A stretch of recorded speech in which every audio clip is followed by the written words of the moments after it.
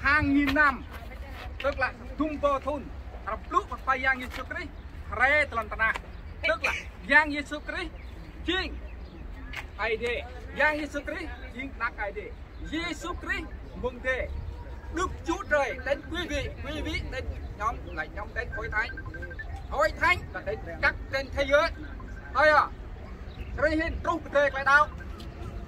rút lại đâu, phải Giang Giêsu Christ, po talilo. Ô tiếp tới lò, anh ta hiện nuôi về không bao giờ được sống nữa. Cho nên hiện đến 2024 này, ta nhiều gan lô rây, ta xa rây, ta chùa rây, cho nên hiện như một chúng lô rây.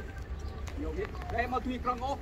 cái đây thang ta, cứ đó, ai thế, tao mà bắt lên, một bài đó. Đây, cảm ơn Chúa vì có Giêsu Christ, nhiều dê. Lẽ ra như một là biết có hai tầm năm thì biết biết qua Giang Giêsu Christ cô phun cái này cô tắt lại hai cặp xuống trong khung trung nên là thiên đàng trong khi tôi chẳng hưng trong sắp bố không làm trộm ra một Toronto chung năm cao 41 đến là 51 là đến 50 54. Thế này có hưng ý cười vua một dòng viên kiến của mô sang đi gà cổ là nó tớ đến mô sắp kỳ hoài giang sắp chú lao túc viên vang một sắp này